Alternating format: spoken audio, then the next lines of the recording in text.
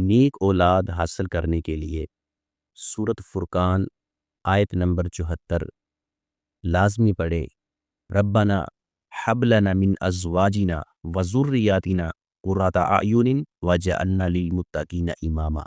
اے ہمارے رب، ہمیں ہماری بیویوں اور اولاد سے آنکھوں کی ٹھنڈک عطا فرما اور ہمیں پرہیزگاروں کا امام بنا۔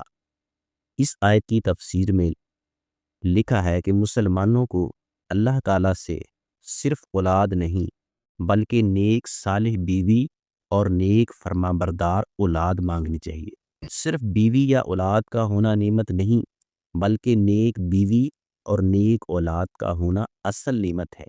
بد کردار بیوی اور اولاد آنکھ کا درد اور بے عزتی اور ذلت و رسوائی کا باعث بن جاتے ہیں، وہ ٹھنڈک کی بجائے تپش بن جاتے ہیں۔ مسلمان کو اللہ سے ایسی اولاد مانگنی چاہیے جو دل و دماغ کو سکون دے، والدین کی خدمت کرے، گناہوں سے دور رہے، جسے دیکھ کر دل خوش ہو اور شکر ادا ہو۔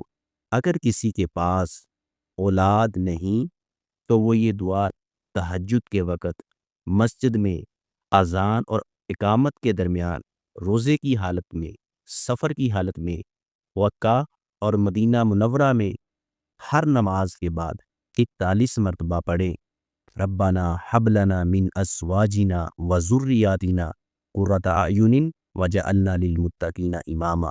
انشاءاللہ اللہ تعالیٰ ضرور مہربانی فرمائے گا۔